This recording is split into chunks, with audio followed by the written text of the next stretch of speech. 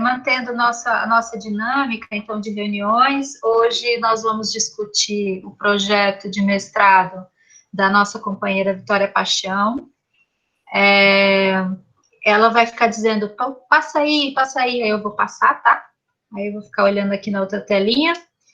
E pedir para vocês, então, todo mundo deixar seus microfones desligados e a câmera só para poder ver se melhora. Eu vou desligar a minha também, para ver se melhora a qualidade de áudio, tá?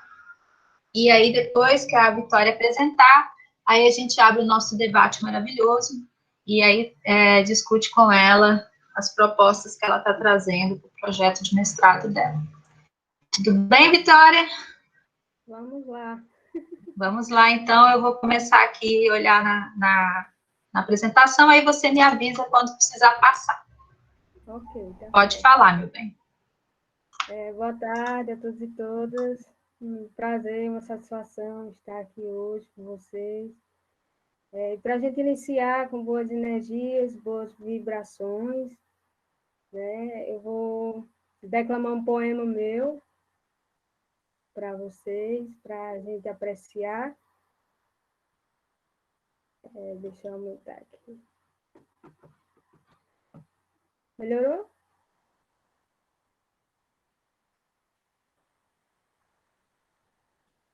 Melhorou o áudio?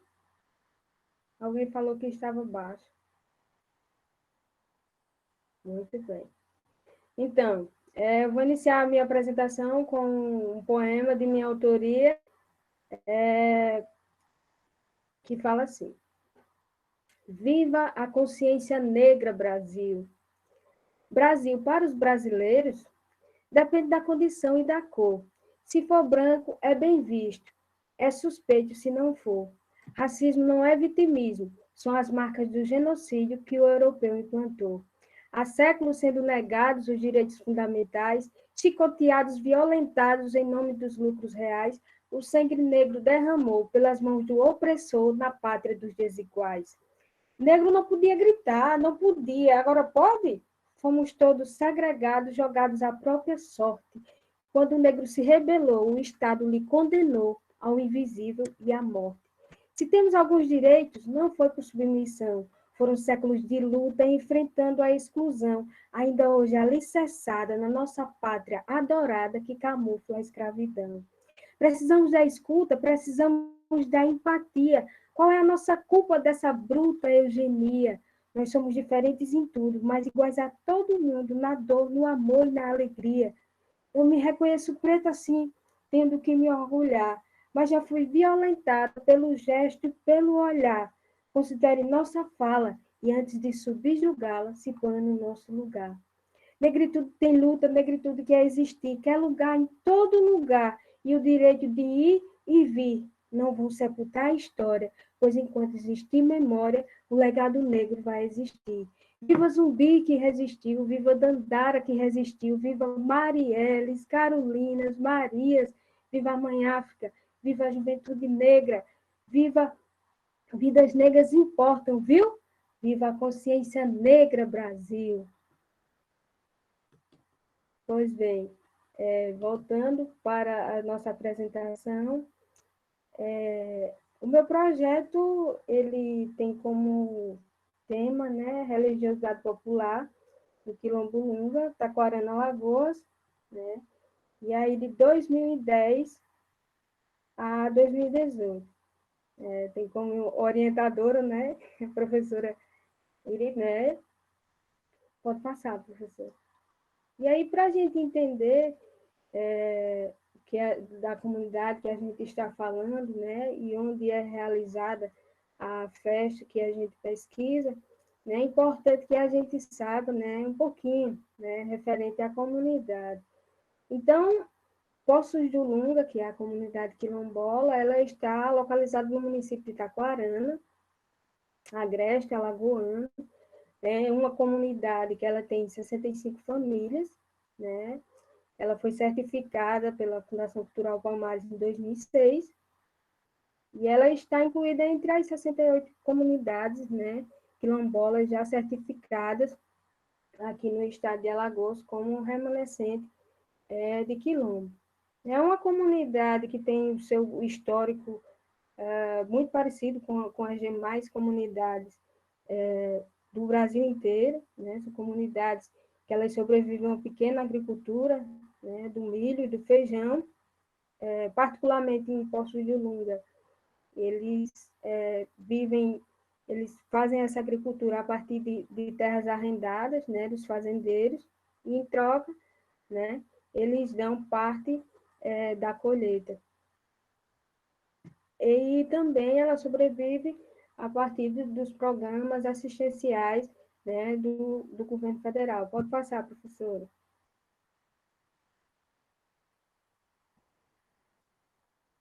Muito bem.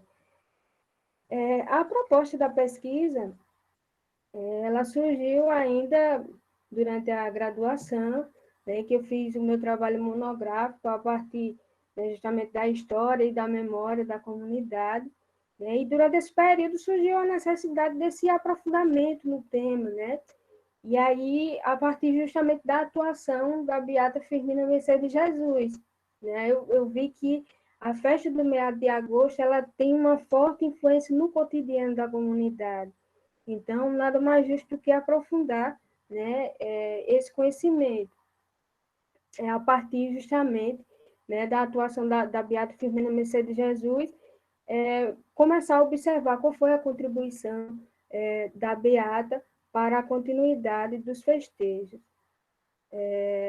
A origem da festa, segundo os moradores, ela teria sido criada pelo tenente Francisco Romão, que também era dono de escravizados, né? E esse tenente ele teria criado a festa para se comemorar o resultado da colheita, né? Já visto aí que a festa é celebrada no dia 15 de agosto, né? Meio do mês. Então, ele teria criado justamente para comemorar os resultados da colheita. E essa festa ela tem forte ligação com o cotidiano dos moradores da comunidade, mas também dos moradores das comunidades, né, que ficam aí no entorno de Poços de Ulunga. A santa homenageada é Nossa Senhora do Perpétuo Socorro, né, mas ela foi celebrada ao longo dos anos, né, em homenagem a Nossa Senhora Aparecida e a Padre Cícero, né?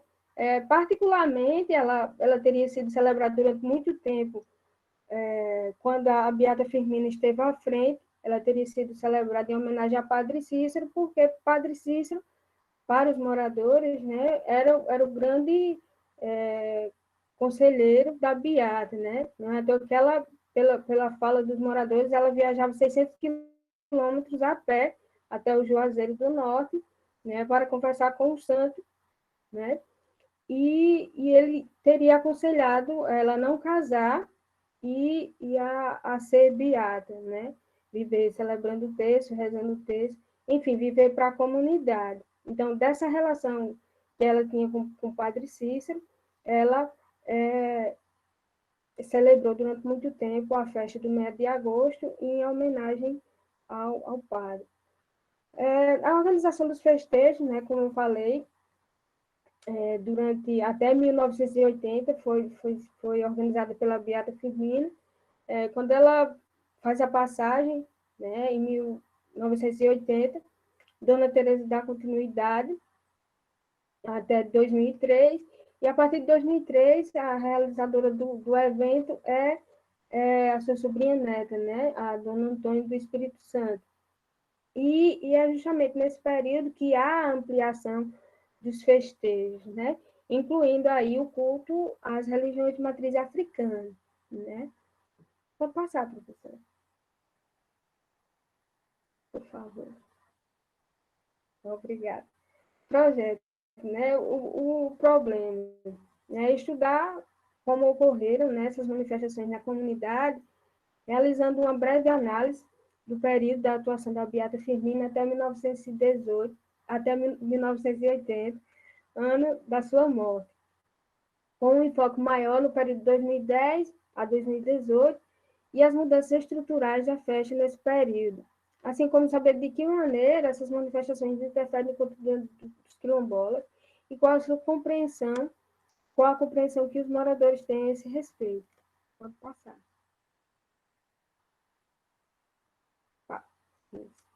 Os objetivos. Identificar as práticas culturais da comunidade Poço de Lunga e seu processo histórico, tendo como foco a festa do mês de agosto e a atuação da Beata Firmina na sua realização. Analisar os aspectos predominantes da religião católica de matriz africana na comunidade. E, por último, compreender a identidade local a partir da memória representada nas suas práticas religiosas, culturais, católicas e de matriz africana. Pode passar.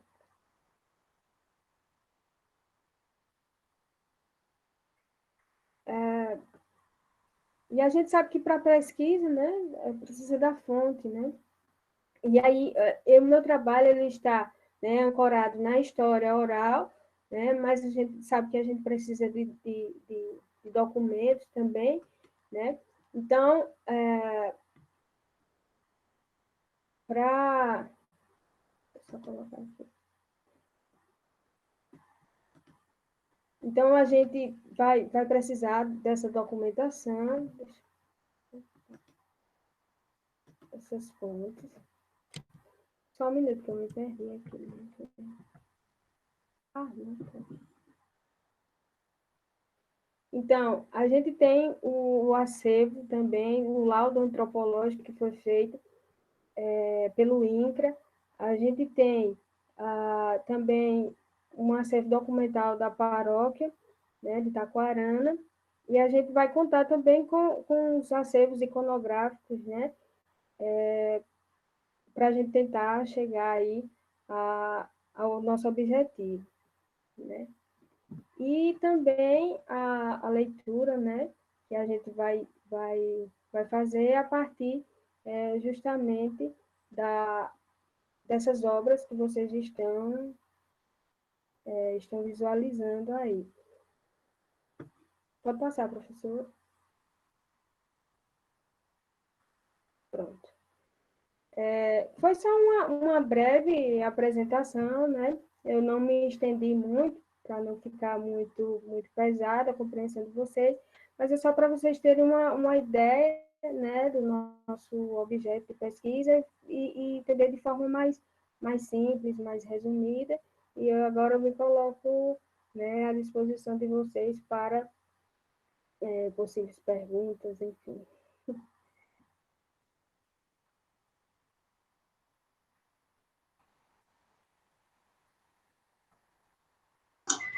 Tudo bem, então, Vitória? A gente pode passar para as questões, fazer o debate. Pode. No finalzinho aí, do slide, aqui eu tinha colocado aqui no meu computador uma parte falando das fontes, mas não consegui encontrar, localizar. Mas, enfim. Sem problemas. A gente te ouviu. Aí a gente pode partir, então, agora para a discussão. Eu, claro, né, vou deixar aí a galera falar à vontade.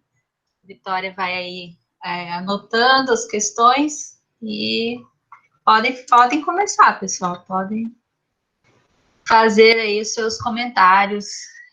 Seria bastante bom, é bom que a Ellen está aí, a Lilian também, a Vanessa, o pessoal que está trabalhando também e direta ou indiretamente com temáticas que estão no texto da Vitória. Aí pode aí trocar muita ideia, experiências de pesquisa, sugestões, que é um trabalho que está iniciando, então a gente tem um caminho ainda pela frente, né? Então acho que é um bom momento assim a gente perceber as conexões que esse trabalho traz para nós. Quem quer começar? Além do poema maravilhoso, Vitória já começa emocionando o pessoal aqui com esses poemas maravilhosos dela. Muito bem, Fabrícia, pode falar, meu anjo. Boa tarde, estão conseguindo me ouvir legal? Sim. Bom, eu estou tentando quebrar o gelo e participar mais das reuniões, né, porque eu sempre sou muito quietinha. Mas agora já estou me sentindo mais à vontade e não poderia deixar passar em branco, né, ainda mais que Vitória é minha colega de turma agora, gostaria de parabenizar pelo projeto dela e dizer que eu estou muito animada em saber que a gente vai ser colega de turma e que a gente vai acompanhar o desenvolvimento da pesquisa de perto, né? Eu espero que a gente continue crescendo enquanto pesquisadoras. E também contar que eu estou aproveitando esse tempo vago para reunir um material para quando eu voltar para a sala de aula, porque eu estou sentindo muita falta quando a gente é muito preso ao livro didático, né, e o tempo é muito limitado, e eu sinto falta de fazer comparações e aproximar melhor para a realidade de Alagoas, né, então quando eu falo de escravidão, eu falo de resistência para que eles não achem que foi só uma coisa dada, que foi só obra dos abolicionistas ou da Princesa Isabel. E aí eu sempre trago para essa questão de resistência mesmo, mas ainda estava sentindo muita falta, né, de usar como comparações aqui em Alagoas. Então eu estou anotando e certamente vou usar o trabalho da Vitória, né, para poder falar de quilombo aqui em Alagoas, para que eles não achem que é algo que ficou no passado, né? A gente ainda usa muito a consciência negra, uma datinha no calendário para a escola ficar toda enfeitada, e os alunos não conseguem fazer essa ligação, né? Acha que é uma coisa que está lá atrás. E não, os quilombos ainda existem, ainda tem muita resistência e a gente precisa continuar falando disso, né? Fazer essa passagem do que aconteceu e o que ainda está acontecendo, né? As consequências, as lutas, as resistências. Então é mais como um comentário mesmo. Todos os trabalhos que eu estou vendo apresentando no grupo, eu sempre estou tentando puxar para algo que eu possa estar levando para a sala e falar, olha, gente, tem uma galera pesquisando sobre isso, existe essa comunidade, vocês conhecem tal região, que eles têm família no interior, e aí já fica mais fácil para eles conseguirem ligar. Aí é isso, dizer que eu não conhecia sobre o seu projeto, né, eu não conheço muita coisa ainda, mesmo morando há 7 anos em Alagoas, eu ainda me surpreendo muito, né, pelo campo de pesquisa, sempre que eu vejo vocês apresentando, e agradecer e parabenizar pelo seu projeto, dizer que eu vou estar acompanhando ele de pertinho. É isso. Obrigada, Fabrícia. Obrigada. É uma nova forma também, isso que você falou, de ter uma nova compreensão, né, sobre tudo isso. Eu diria que não é nem nova, é nova também, mas é urgente, né, da gente ressignificar, né, a nossa compreensão sobre a escravidão, né, e principalmente na educação popular, que é tão necessária, né, a gente tratar desses temas urgentes e que foram aí, né, esquecidos ao longo da história, né. Falam de escravidão, mas, ao mesmo tempo, esquece que teve uma resistência, né? Onde teve escravidão, teve resistência. Então, a gente quer partir, né, justamente da resistência para mostrar que a gente precisa se olhar enquanto comunidade, a gente precisa se ver dentro da universidade, a gente precisa se ver dentro da sala de aula, a gente precisa estar em todos os espaços, né? Não somente em novembro, né? Não somente em maio, né? No dia 13 de maio. A gente precisa se ver, a gente precisa estar dentro desses espaços, né? A nossa voz precisa ser ouvida. Muito bem. Quem mais, gente? Vamos aí. Atacando, põe o dedinho, qualquer coisa a gente abre lá o chat e vocês vão se inscrevendo. A Elida está chegando. Outros comentários, questões? Isso, Lília, por favor, comente. Boa tarde. Vitória, parabéns. Primeiro, esse poema brilhante, maravilhoso, que eu estou aqui radiada até agora. Segundo, depois eu quero saber suas impressões como historiadora do tempo presente, que você está pensando para agora, o que está acontecendo agora. Brincadeira. Mas, assim, eu gostei muito do teu projeto, fiquei lendo, poxa, que trabalho massa, massa mesmo, Vitória. E eu tenho algumas indicações, assim, não tenho nada para questionar muito, eu tenho mais para indicar mesmo. Eu tenho um trabalho da Beatriz Brusantin, da Unicamp, que deixa eu ver o nome aqui, eu vou te passar direitinho, viu? Mas o nome do texto é Capitães e Mateus, Relações Sociais e as Culturas Festivas e de Luta dos Trabalhadores dos Engenhos. Tu tá puxando aí a história social e eu acho que ele pode te ajudar bastante. um outro texto que eu tinha visto aqui, que eu até olhei na tua bibliografia para ver se tu já tinha usado, mas não, talvez você já tenha lido, porém vou indicar mesmo assim, que é Entre Memória e História, a Problemática dos Lugares, do Pierre Nora. Eu acho que é bem interessante para fazer algumas problematizações. Na graduação eu trabalhei com história oral, e aí eu fiquei tendo várias ideias assim a partir desses autores. E como o trabalho quilombola mais contemporâneo, de comunidades quilombolas mais contemporâneos que a gente tem, eu não sei se você já conhece, se você já viu, o trabalho da Anna Kelmany. É um trabalho que está no campo da antropologia, mas de repente pode te dar algum suporte, que é Empaldar com Muitas Flores, Memória, Território de Parentesco e Fronteira Étnica. Ela defendeu no início, não, ela defendeu em 2018 e depositou esse ano, já está disponível no repositório da UFAL. Eu acho que esses textos eles podem te ajudar, e se você não já tiver-los acessado, eu posso passar eles para ti. Eu acredito que vão ser muito, muito bons. Ai, quero. Pronto. Eu acho que é basicamente isso. Já tive a oportunidade de conhecer a comunidade, as festividades lá no Poços do Lunga, já fui 2 vezes, já posso me sentir veterana da festa. E parabéns mesmo pelo trabalho, eu acho muito importante a tua justificativa, ela ressalta muito essa necessidade que a gente tem de fazer uma historiografia pensando nas populações que foram e ainda muitos são historicamente subalternizadas, né? A gente vê esse contexto aí da Palmares, o que está acontecendo. Não sei se vocês acompanharam a nota da Palmares, publicada no dia 13 de maio, aquela aberração. E aí eu acho que as produções científicas, eu tenho certeza mesmo que essa produção científica ela é muito importante para a gente mostrar, né, que esse revisionismo histórico que eles tentam fazer, muito chulo, ele não vai passar e não passarão. Apesar das tentativas de passar, mas eles não passarão, a gente vai continuar produzindo ciência de qualidade. Viu? Então, mais uma vez, parabéns de novo. É isso. Obrigada. Obrigada, Lília, pelas indicações. Ótimo a gente trocar essas figurinhas aí, porque vai acumulando uma série de referências que a gente pode usar. Mais alguém, pessoal? Eu quero fazer pergunta também, mas eu quero deixar vocês falarem primeiro, porque eu costumo falar demais.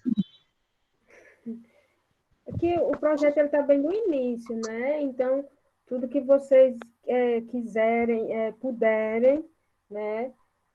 Indicar, vai ser muito bem-vindo.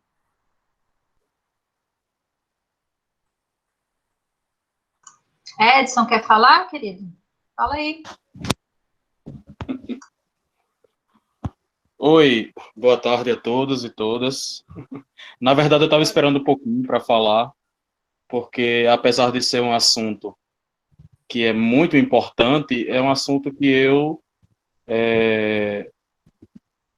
por incrível que pareça, assim, apesar, né, de toda a minha história e tal, eu tenho poucas leituras, né?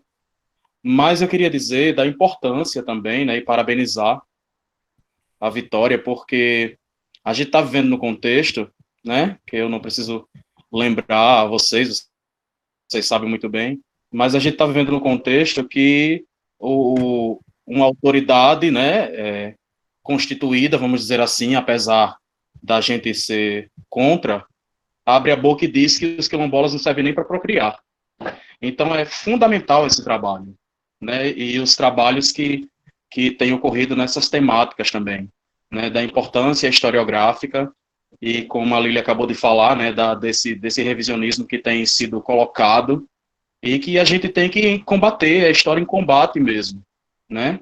E eu tenho certeza que a história vai colocar essas pessoas no lugar delas, que é a lata do lixo, tá?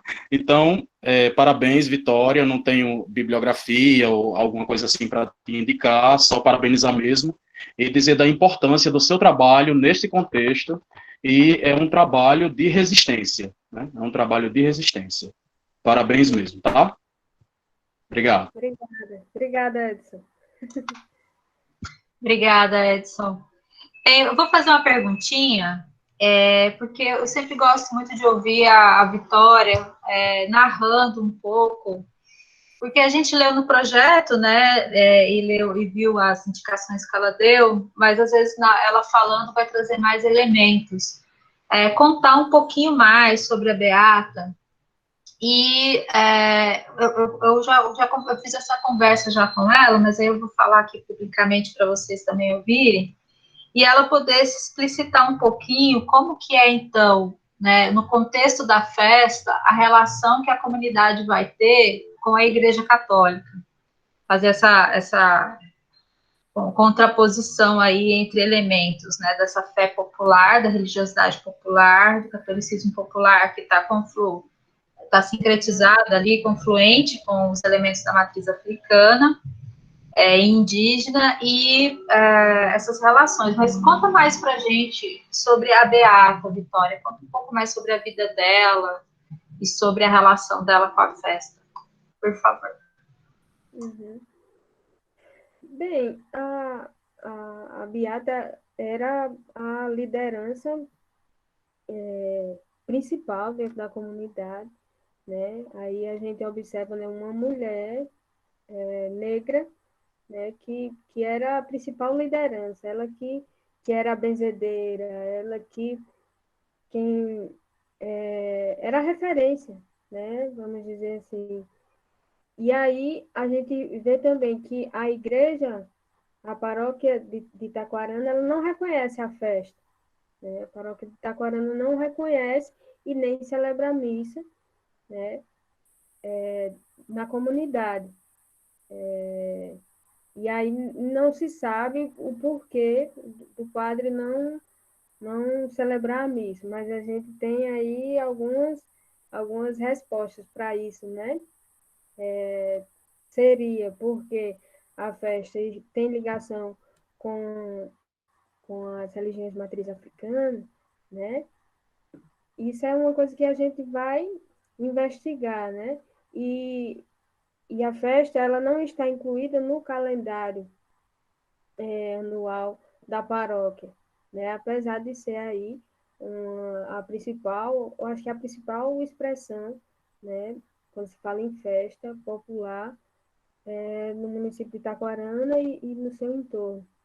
Então, assim, a Beata, ela celebrava a missa, ela era madrinha de todos os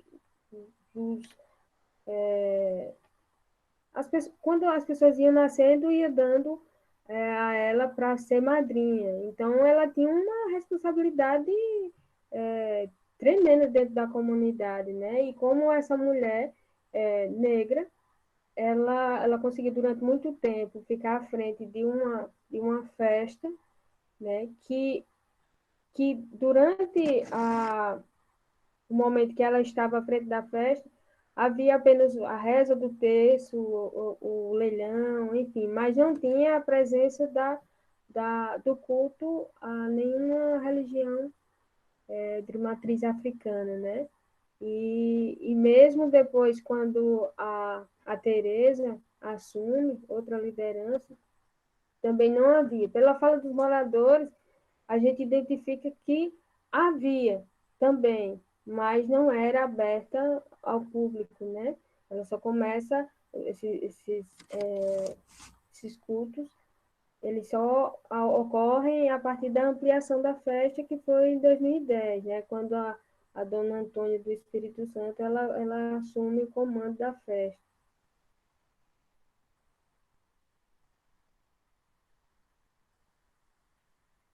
Isso, meu bem.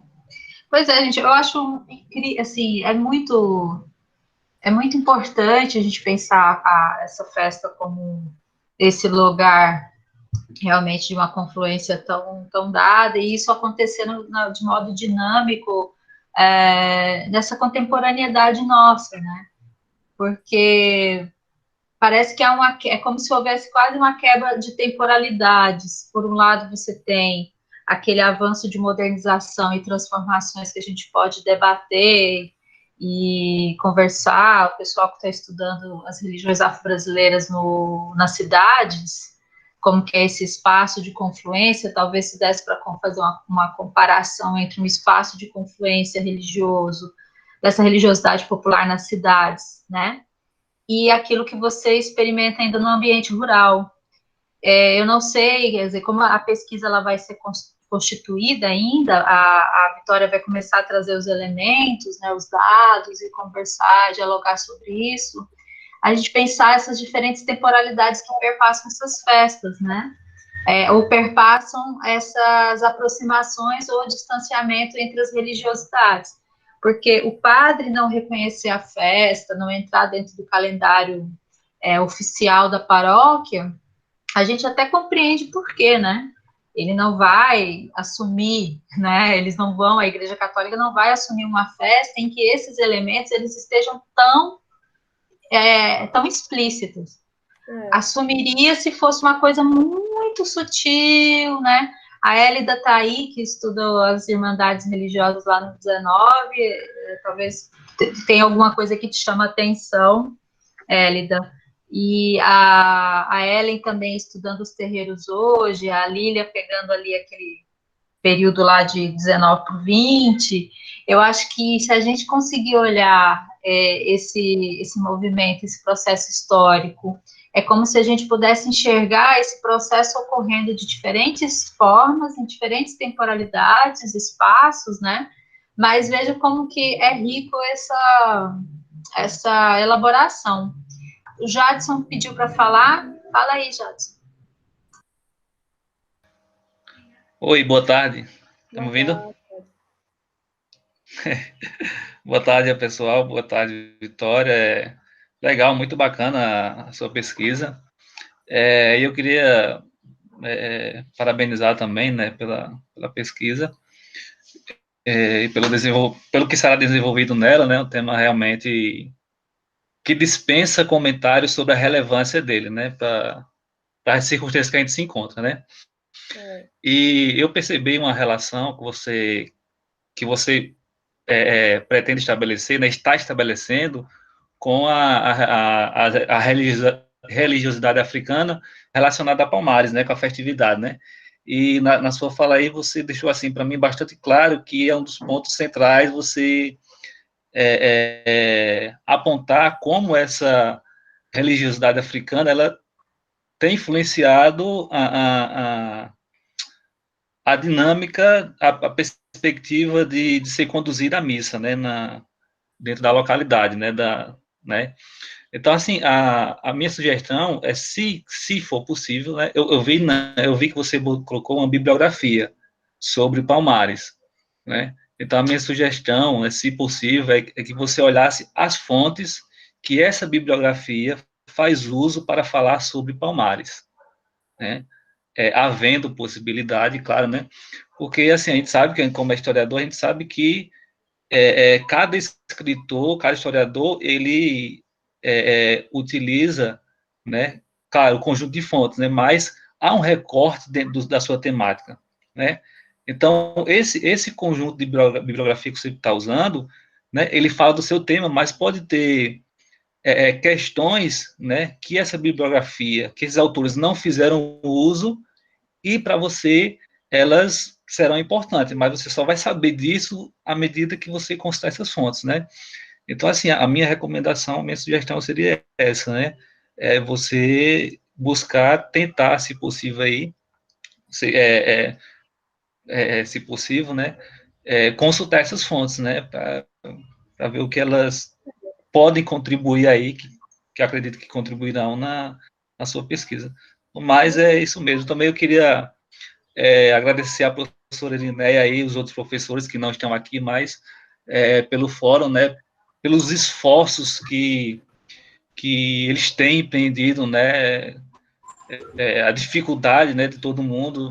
Você tem que aprender nesses programas, todos nós temos que nos readaptar nessa dinâmica aí, né, toda essa pressão que a gente vem sofrendo, né, para esse curso que se tornar online, né, então a gente fica nessa tensão, né, entre algumas coisas a gente fazia online, mas a gente resistia à aula, não ter aula online, né? E, assim, tem sido muito difícil para todos, né? Então, agradecer muito aí a professora Niné, que tem se esforçado bastante, né? Para aprender, mexer em todos esses programas aí, se dedicando com certeza bastante tempo, né? E parabenizar É você nóis, aí. querido. Vamos E eu aí tô tentar. aqui, e eu tô aqui também à disposição que eu puder ajudar, contribuir na pesquisa, né, não só da Vitória, como também dos colegas aí, né? Eu estudo o Brasil colonial e eu acho que foi a Leila falou do tempo presente, apesar de ser colônia, quem estuda colônia também estuda o tempo presente, tá? Fico chateado não com a minha fala, viu? Mas, então, assim, às vezes parece longe, mas quem estuda colônia está bem próximo da gente também, do tempo presente. Mas que, que ocorra tudo bem com a gente nesse período de quarentena, com a gente e com nossos familiares. Um abraço. Tchau. Obrigada, Jadson. Muito obrigada. Tchau, não, não vai embora não, fica aí. Então, pessoal, quem mais aí? Comentários? Vocês sabem que o pessoal fica quietinho, eu começo a apontar os dedinhos. Começo a chamar vocês publicamente. Lídio também entrou. Isso, Nessa, fale, meu amor. Boa tarde a todo mundo. Vitória é maravilhosa, né, minha gente? Pelo amor de Deus, só esse poema do começo, eu já fiquei toda arrepiada aqui, maravilhosa. Então, eu tenho só duas coisas que eu achei muito, muito legais no projeto, assim. Uma tem uma parte lá que diz que a comunidade é privada de direitos à terra, à água e à saúde, mas que são guardiões da memória, da história e das manifestações culturais. Isso aí tem um peso, essa fala, assim. E a outra coisa é que essa Beata Firmina, ela vai puxando a atenção da pessoa, né? E assim, eu fico pensando que dá para explorar muito, dá para falar muito dela, assim. E eu estava pedindo socorro para ele nesses dias, porque eu tô muito interessada nessa questão de história das mulheres. E aí eu também achei uma personagem interessante no meu trabalho, e aí eu fui correr, pedir socorro, pelo amor de Deus, o que é que eu leio sobre isso. E aí eu acho que dá para trabalhar de repente com a história das mulheres e, enfim, explorar mais a história dessa beata, porque parece ser muito interessante, eu acho que vai enriquecer um bocado. E dar parabéns, porque o seu projeto é lindo, é maravilhoso, o seu poema foi incrível. E é isso, parabéns. Obrigada, Vanessa. Obrigada. A história dela é realmente fantástica, assim. É porque aqui apresentando a pessoa fica meio que as coisas somem assim numa velocidade, anos-luz. Assim. Mas assim, a história dela de resistência é muito grande. Tanto que ela era madrinha, inclusive, de pessoas fora da comunidade. Está vendo o alcance? As outras pessoas, né, se viam nela, depositavam nela uma confiança, né, a liderança dessa mulher, né, tanto que os moradores, né, eles chamavam ela de Mãe Mina, né, era mãe, era madrinha, enfim, e a doação dela à comunidade, né, de repente estar à frente dessa comunidade, conduzir, né.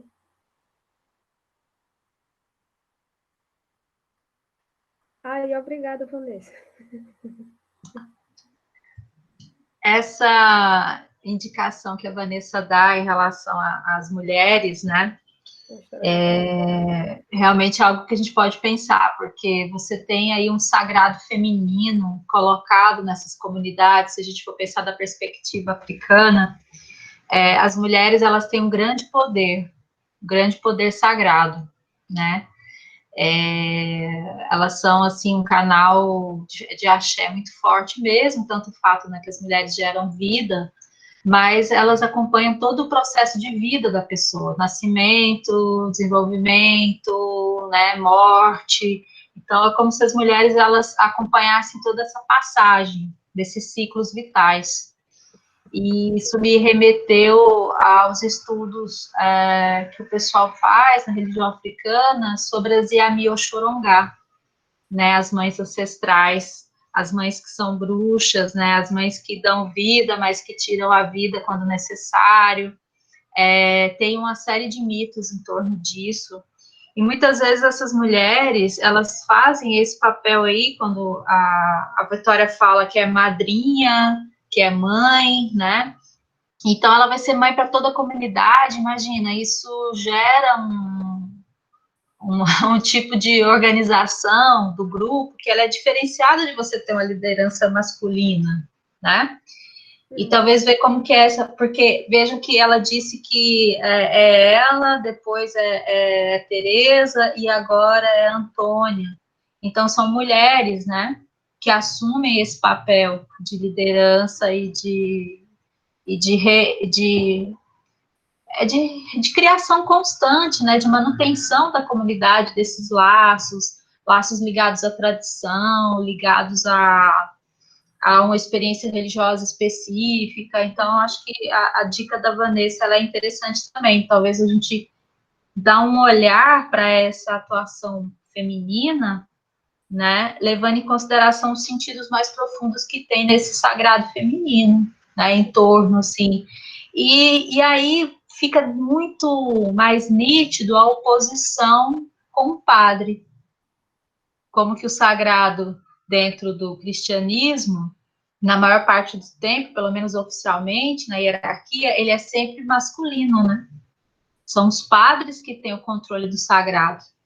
As mulheres, elas não participam, elas não dividem esse poder, mesmo as freiras, elas ficam subalternas na relação.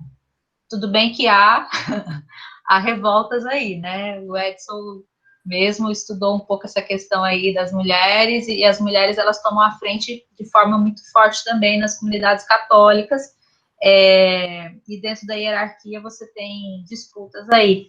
Mas vamos dizer assim, pelo menos dentro de uma certa ortodoxia, né? Enquanto que nas religiões de matriz africana e indígena você não tem, assim, pelo menos, né? Eu acho que tem uma divisão sexual aí de papéis também, né? Não vou arriscar generalizar aqui que a gente comete erros, mas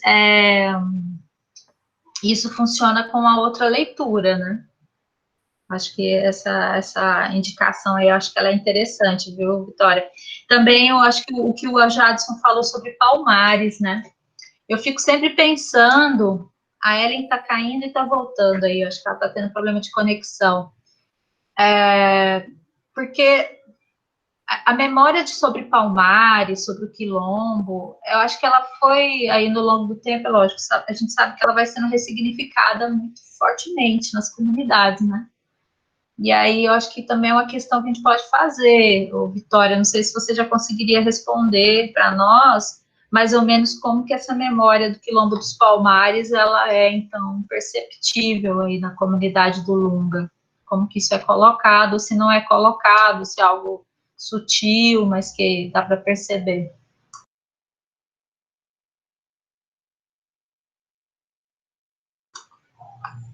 Liga o microfoninho aí, meu amor. Os quilombolas da comunidade do Lunga, não há nada, não há nenhuma fonte que prove, né, que eles têm uma ligação direta, né, com os negros, né, de Palmares. Até agora eu não consegui, e até é importante essa fala do Jadson, né, eu ainda não consegui fazer essa separação, né, desses autores que falam de Palmares, né, mas vamos correr atrás. Vamos tentar, né, ver agora como é que a gente vai tratar de Palmares com um novo olhar, né? Tentando somar aí a nossa pesquisa. Muito bem. Lídio, você falou que queria conversar, depois o Marcelo. Lídio, depois Marcelo. Pode falar. Alô, estão me ouvindo? Estamos ouvindo, pode falar. Boa tarde, pessoal. A minha fala é breve. Eu gostaria primeiro de parabenizar a Vitória pelo excelente projeto e agradecer também, porque para quem está começando agora e está tentando sair do papel, né, o próprio projeto é muito importante em ter esse alcance com os colegas, né, para poder, acho que dar forma às ideias, principalmente. Eu sei que também que não é minha área, nesse sentido de... Mas a memória, da forma que se aborda no trabalho, é excelente também. Eu acho que é uma das principais maneiras de se conectar um passado histórico com um tempo presente que eu acredito que de outras metodologias ou até outros assuntos requerem mais, ou melhor, não tem essa capacidade. Então, mais uma vez, eu gostaria de parabenizar e é isso. Obrigada. Muito obrigada. Como você falou mesmo, a riqueza, eu gosto de trabalhar com memória, né, justamente por causa dessa a riqueza singular, né? Dentro de uma comunidade quilombola, quando uma pessoa mais velha, né? Dentro da pedagogia griot, a gente não chama de velho, chama de pessoa mais velha, faz a passagem, né? É uma perda inestimável, porque ela leva com ela a sabedoria, né? De vida de todo um contexto, de toda uma coletividade. Então, assim, fazer esse trabalho sobre a festa do meado de agosto, sobre a comunidade do Lunga, me utilizando da memória, é algo extraordinário, é uma descoberta a cada minuto, né, de conversa com as pessoas mais velhas da comunidade. Então, assim, a memória trabalhar com memória, para mim, é algo fascinante e necessário também, porque quando a gente pensa, né, o que é que está nos livros de história, né? Como é que esse povo é mostrado nos livros de história da atualidade, né? É negado muita coisa, é negado muita informação. E quando a gente vai lá na comunidade, a gente vê a história viva lá sendo representada, a gente vê, né, a cada cântico, a cada música, né, que é cantada pelo mestre griot, é uma história vivenciada, né? É uma resistência, é um modo de vida, é uma celebração. Então, enfim. Ok, meu anjo. Marcelo, você pediu uma vez? Foi, eu pedi. Não, porque eu achei muito interessante. Desculpa, pessoal. Primeiro, boa tarde a todos. A Vitória, parabéns pelo projeto, né? Eu acho que é de uma relevância social tremenda, né? Porque, assim, eu sou de União dos Palmares, aqui a gente tem uma comunidade também quilombola. Na região temos 4, né?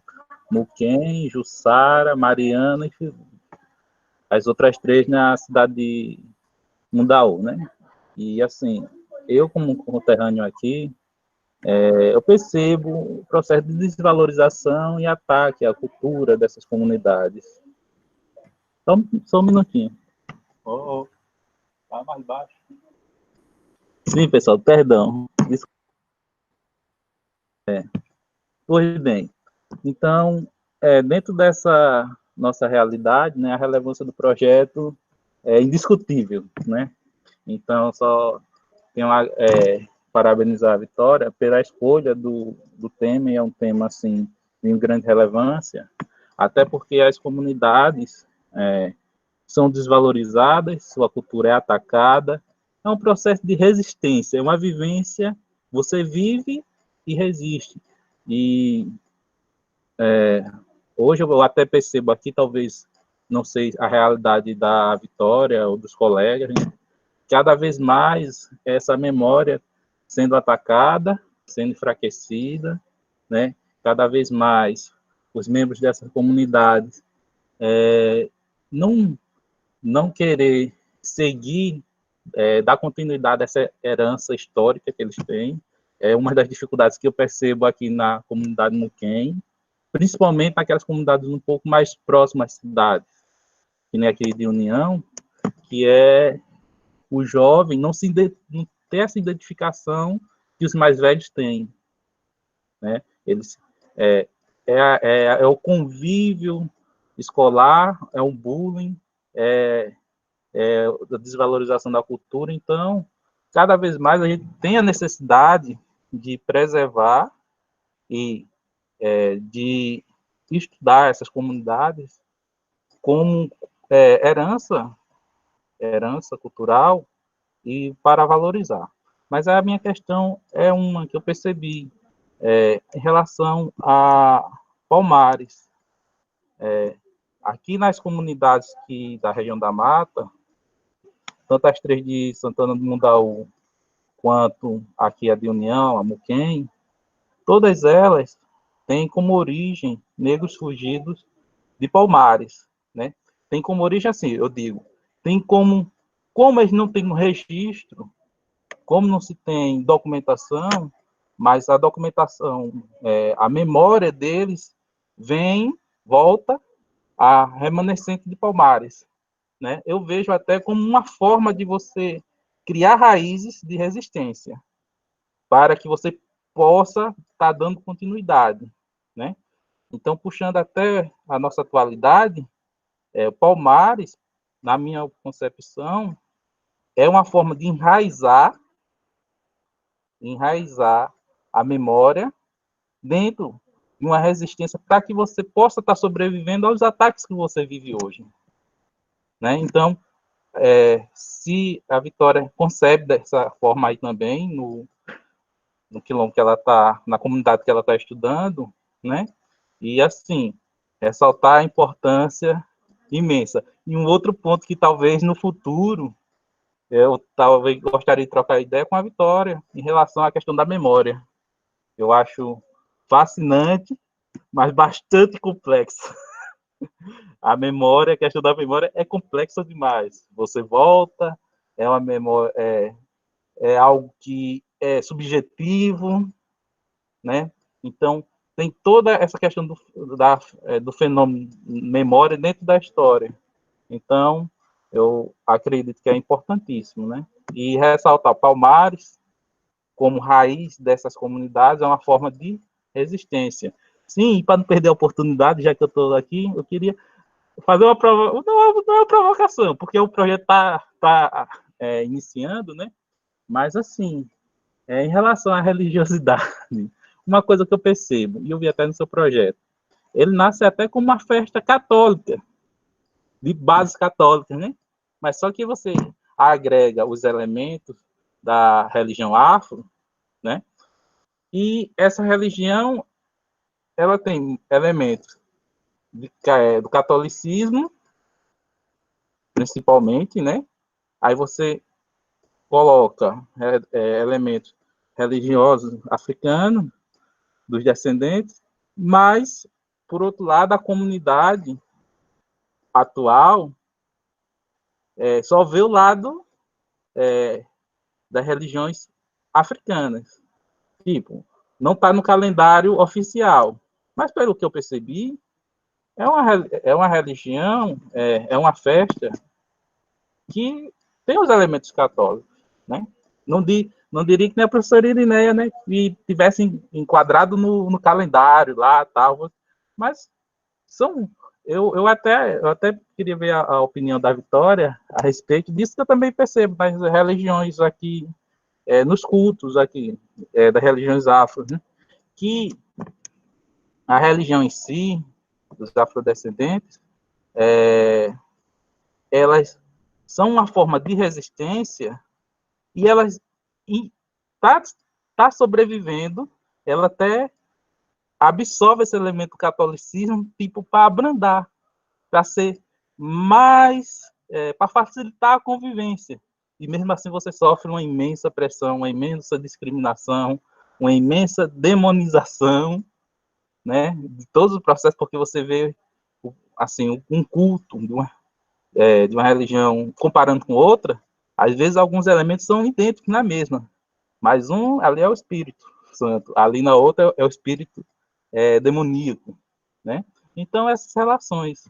Então, Vitória, era isso que eu queria passar. Muito parabéns pelo projeto, acho que é de uma relevância imensa, né? E que nem a colega anterior comentou, é bom a gente ter referência aqui mesmo do nosso estado, para que nós possamos utilizar nas aulas, para que não fique tão distanciado os elementos que a gente possa estudar, possam estar referências aqui mesmo, possam ter ligações com o nosso estado, né? Então é nesse sentido. Obrigado.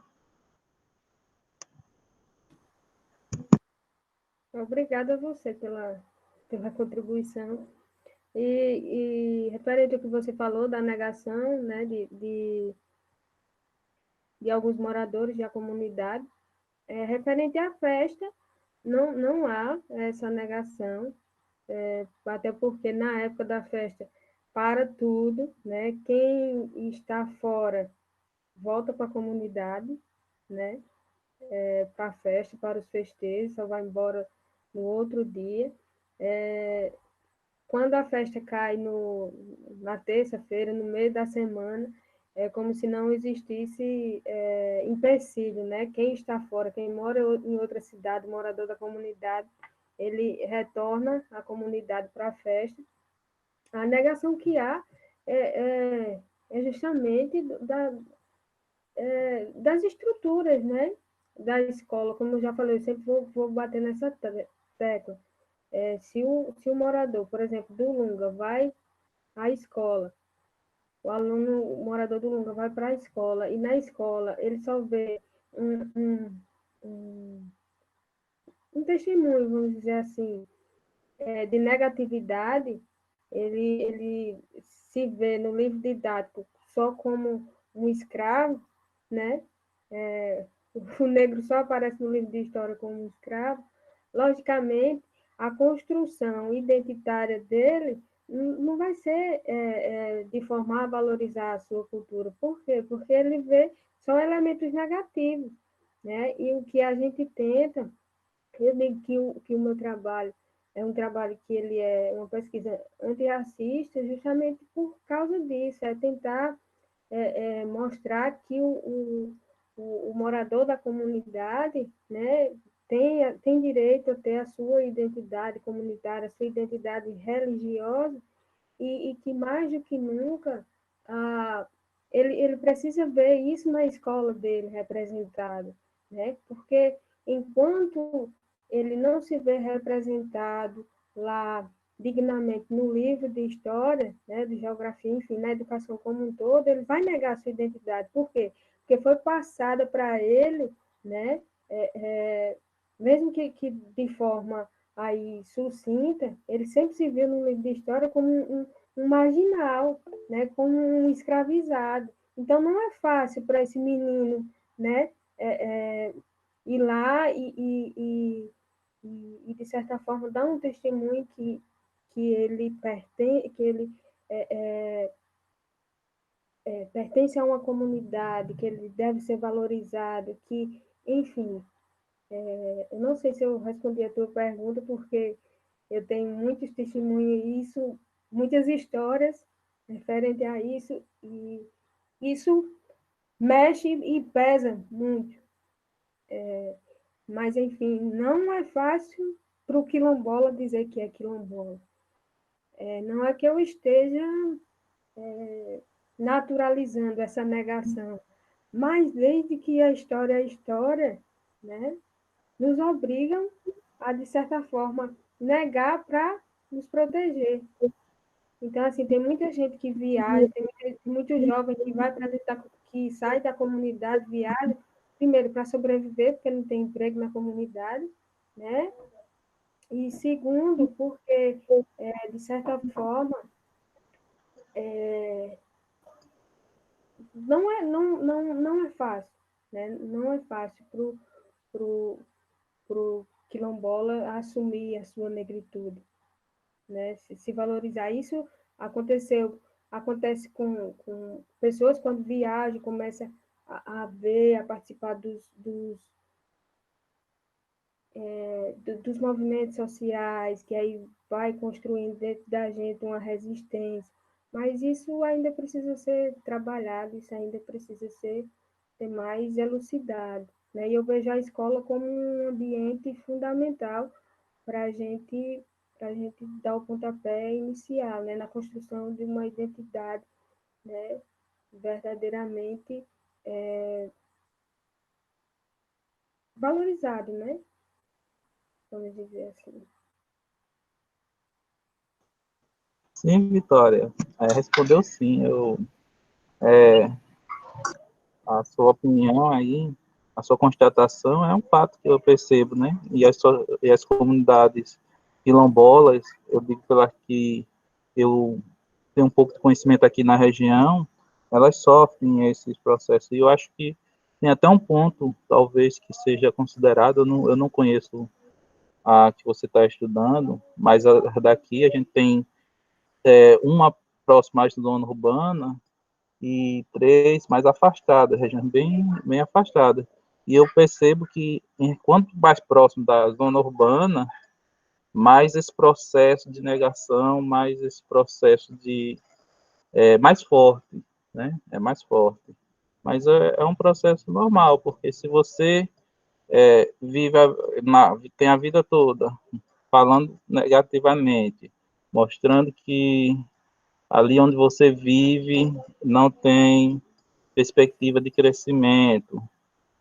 Você tem as novas tecnologias que mostram o mundo que lá parece você está vivendo um local de retrocesso, né? Então, essa herança é deixada de lado. Eu falo isso até porque aqui no Muquem, o ponto principal essa manifestação vem através da cultura material da cerâmica, né?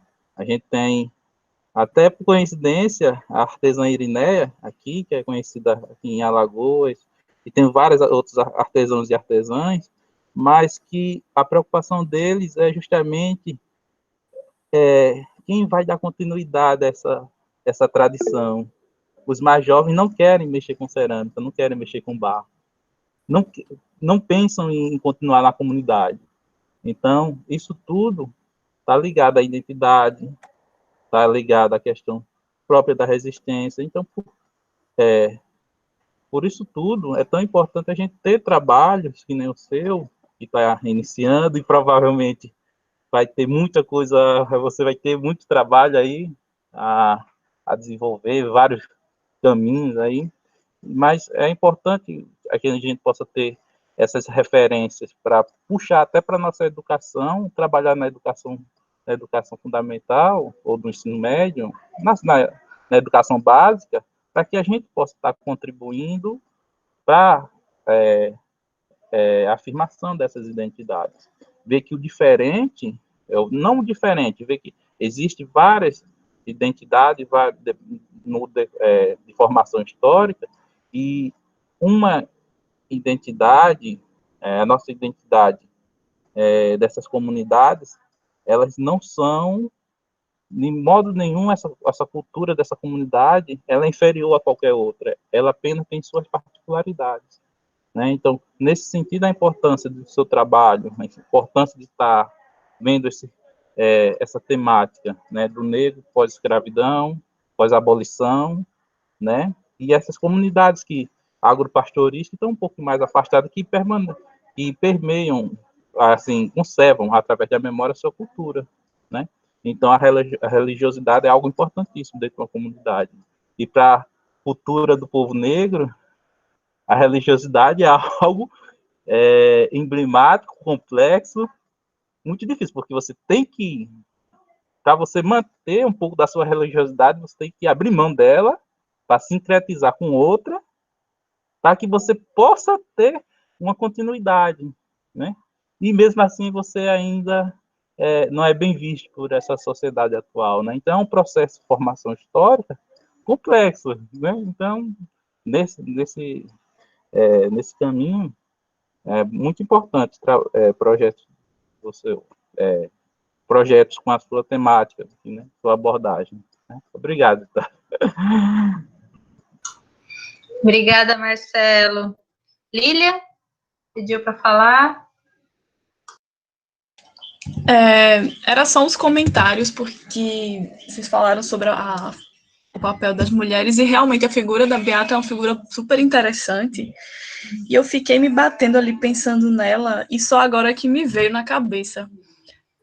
Primeiro, tem uma tese que se chama No Colo das Iabás, é o título dela, e ela tem um capítulo que discute sobre matrilinearidade, matrifocalidade e outros desdobramentos disso. Aí, eu acho que seria interessante para tu, Vitória, já que, pelo que eu entendi, você vai dar uma centralidade para essa personagem, né? Então, eu penso que pode ser muito interessante para ti, nesse sentido. Tem outros textos, assim, eu acho que eu vou te mandar o drive todo, com todos os PDFs que eu tenho sobre isso, porque... E aí tem o livro da Lisa Castilho, Entre a Oralidade e a Escrita, que eu acho que vai ser massa para tu, mas aí eu vou escanear, vou digitalizar, né, porque não tem PDF ainda. Tem um livro bem interessante, eu vi que tu tá usando o João José Reis, e eu acho que esse texto, esse livro dele, pode te inspirar, te dar pensar algumas questões, que é o do Domingos Sodré, o sacerdote africano, né? Que o João Reis, ele pega ali essa personagem como principal e vai desdobrando tantas outras questões no contexto ali, né, da religiosidade, dos processos de liberdade e tal.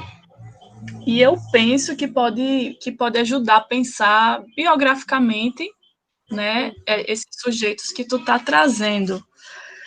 Aí, como você tá falando da problematização sobre os quilombos, eu não sei se você vai adentrar nessa questão, mas eu acredito que vai, de pensar,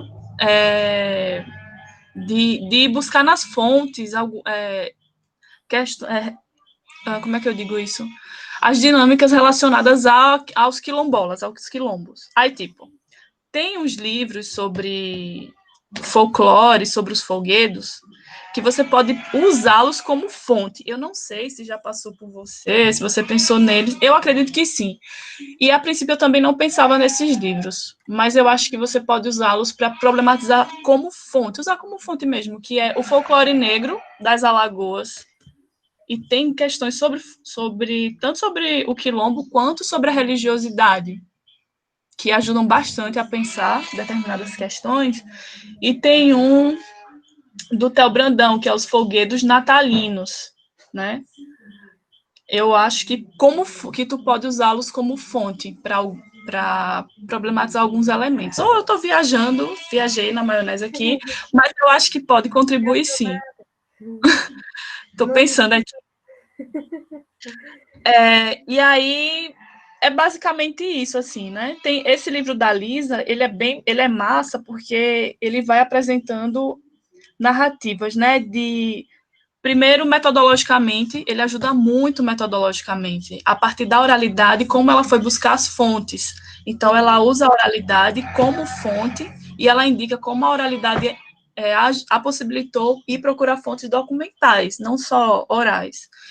Eu acho que pode te ajudar a fins metodológicos. E, para não ficar conversando muito sobre bibliografia, eu vou te mandar o drive com os PDFs. Tem um monte de coisas sobre mulheres, feminismo. Tem um até sobre a Ziami também, que eu não estou lembrando o título. É uma dissertação de uma iniciada. Na época que ela escreveu a dissertação, ela era biã, né? E ela fala sobre o silêncio dessas mulheres e tal, né? Que não falar sobre elas tem muito a ver com a cultura patriarcal e tal. Aí eu acho que pode ajudar a pensar a figura da mulher dentro das questões afro-religiosas e na prática da oralidade mesmo. Acho que te ajuda nesse sentido. Enfim, vou mandar os PDFs aí, o drive. Quem mais quiser, eu passo também. Vou organizar aqui. É isso. Mande, viu? Obrigada, Lília, mais uma vez. Vou precisar de todos eles. Obrigada, Lília. Pois é, gente. Ah, Vanessa, fale, meu amor.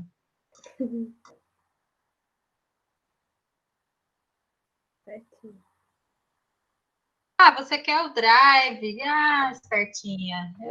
Manda para todo mundo, então.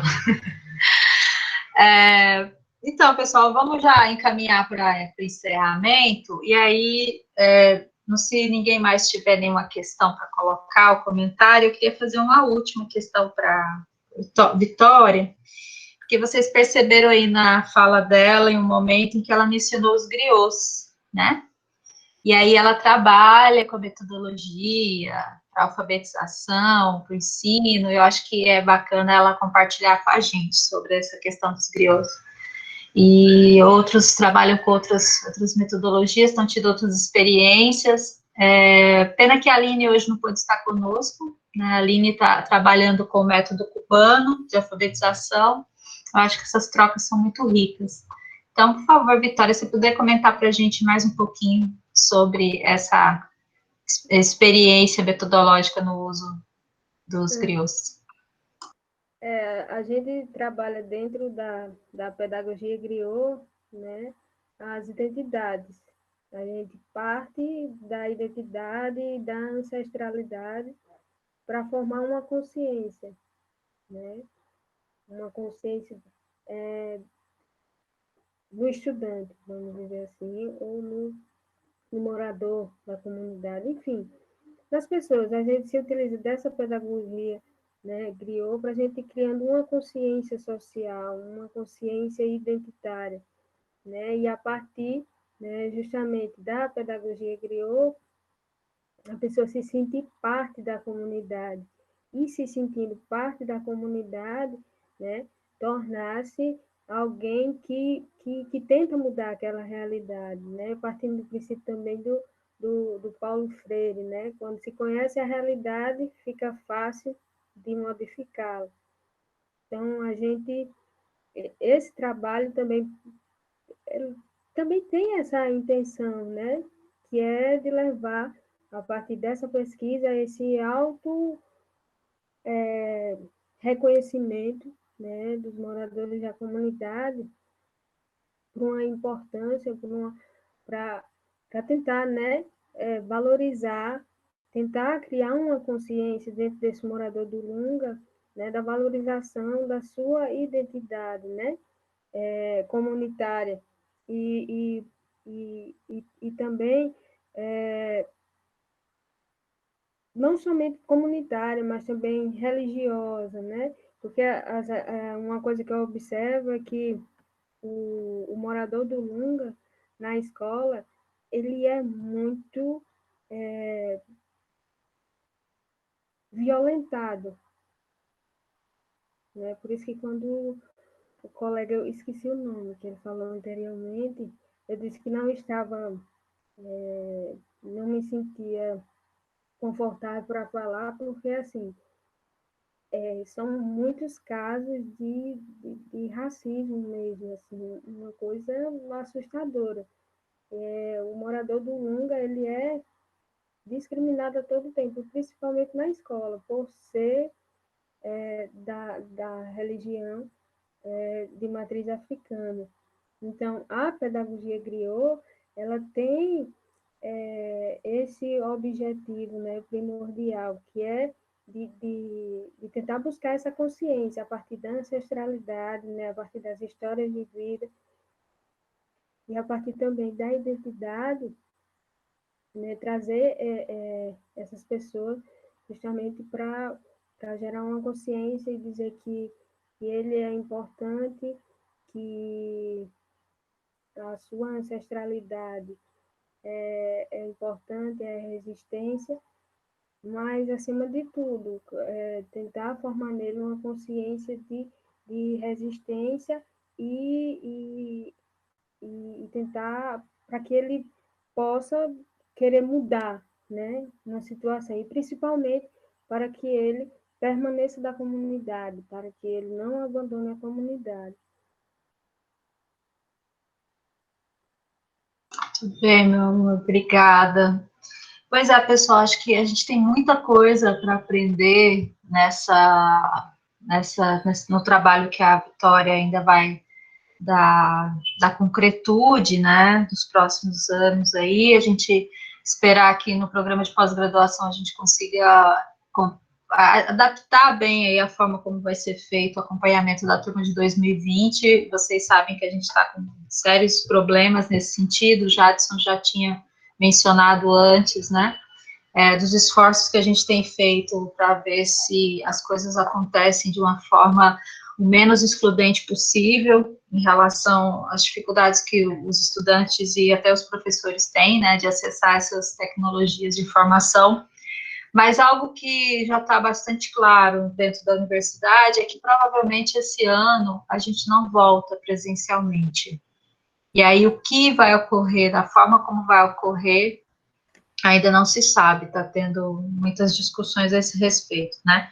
De qualquer forma, a intenção nossa, dos docentes, é fazer esses encontros o mais que a gente puder, mesmo que não seja aula, né, o crédito curricular, mas vai ser créditos extras para vocês, de alguma forma, mas é manter uma presença, é manter um encontro, manter uma conexão, manter as orientações tanto de TCC quanto as orientações de mestrado.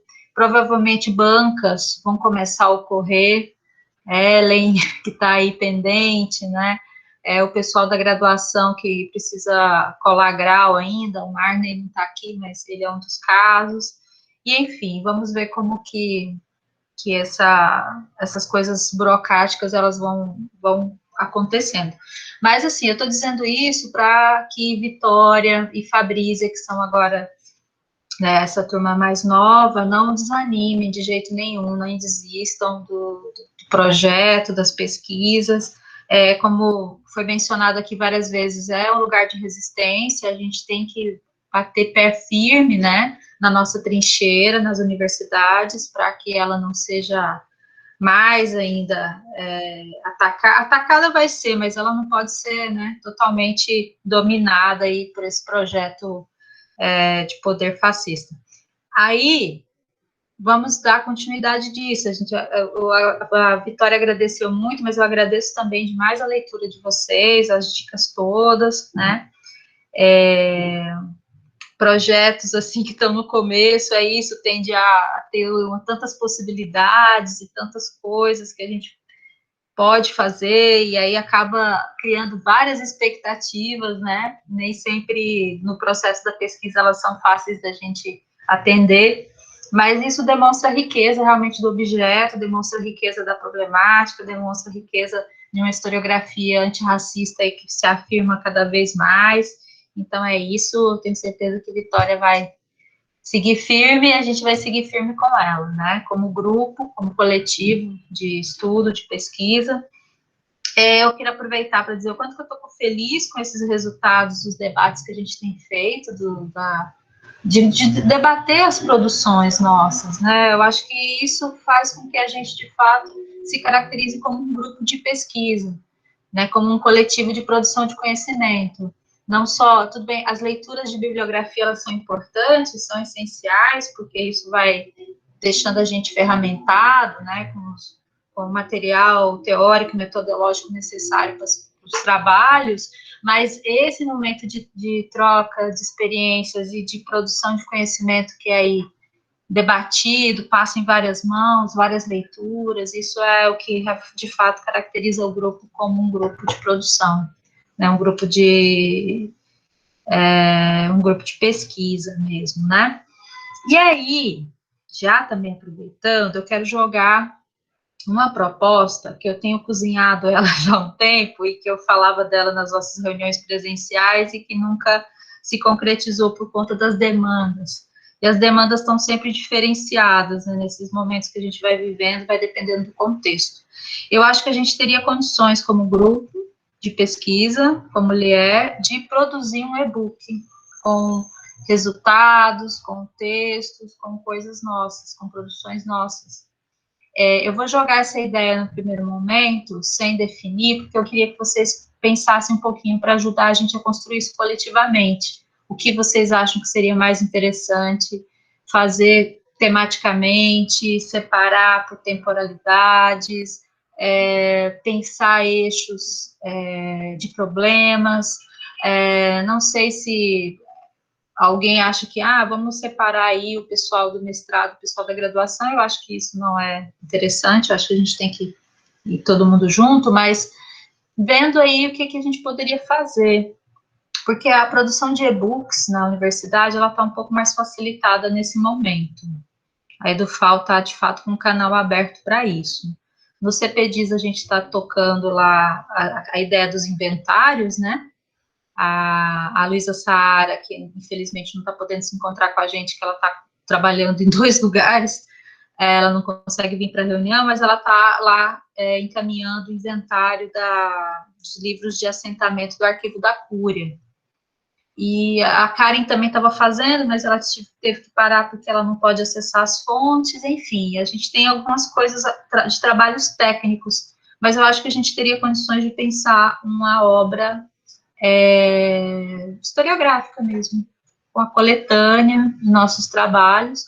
Pensei em convidar aí os nossos mestres que já estão no mundo também, né, tipo Adriano Trajano, Márcio Manuel, a Gabriela, o Wellington, né, o Alex Benedito, tem uma galera aí que está no mundo. Eu acho que a gente conseguiria planejar isso em 2 volumes, 3 volumes.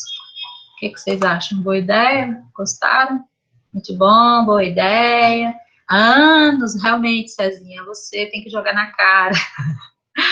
Ei, Cezinha, mas é verdade. Né? Há anos que eu falo disso, e aí era sempre aquela coisa, eu tenho que, mas é isso, é aquilo, e os editais são sempre muito chatos, porque os editais têm que ser mestre, e enfim, era aquela chatice, mas agora com a coisa dos e-books, eu acho que a gente tem mais coragem de fazer isso, e quem sabe mais tempo, mais ou menos, se a gente se planejar. Então, vamos pensar sobre isso, e na próxima reunião a gente volta a esse assunto, e eu peço que vocês tragam ideias, ou por temática, ou por eixo de problemas, ou por temporalidades, a gente definiria aí um caminho para organizar essa coletânea, tá?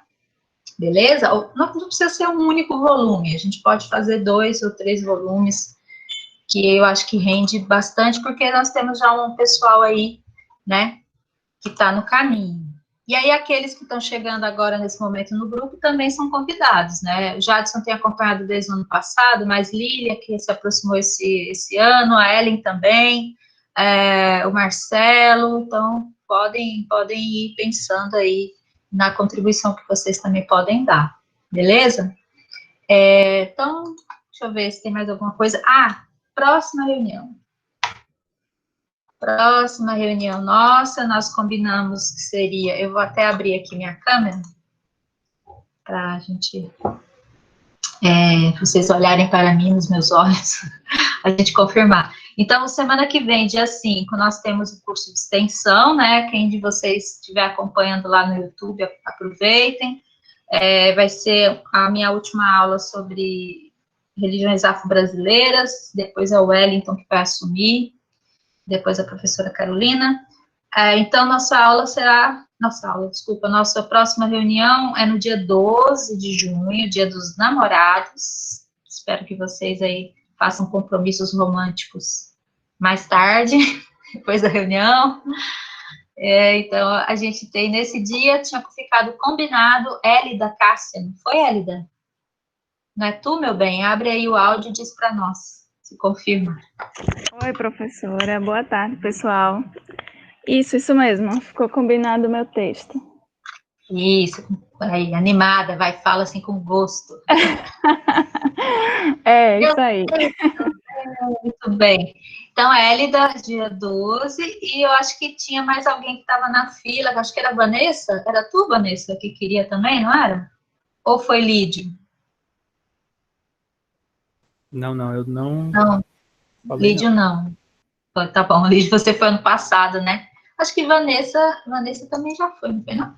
Eu tô confusa. Não foi. Esse ano, professora. Não. Então, a Vanessa Corrêa disse que não foi ela, mas ela pode ser. Mas ninguém, assim, tipo, eu não tô sentindo muita firmeza aqui nessa moça, mas a gente cobra ela. Eu tô na lista?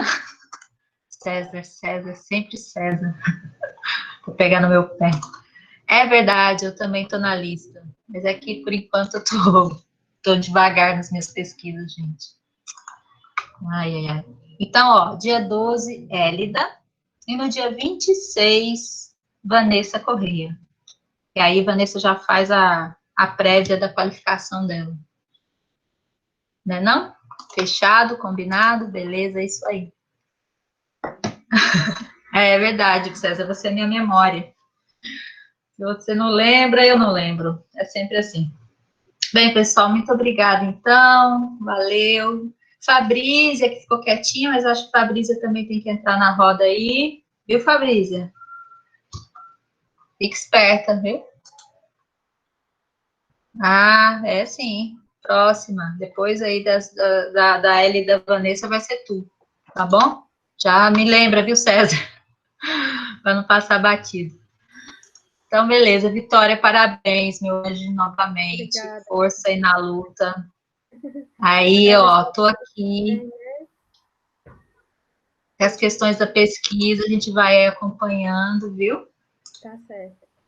Logo, logo. Fala, pode falar, Tem meu bem, fazer suas um considerações poeminha finais. aqui, é bem pequenininho. Pode ler? Pode? Claro. Por favor. E esse é para. Esse eu fiz pro grupo de mulheres camponesas, mas se estende a todo mundo. Diz assim: vamos só sentir. Sentir que a gente pode ir mais longe e ir sempre. E nunca perder a força de resistir. Sonhar, sorrir, falar, ser ouvida e ouvir. Ser colo e compartilhar. Sonhar, realizar, ser compreendida antes de compreender, mas nunca obedecer. Mas florescer, viver. Há muita fé em nós e há muito amor também.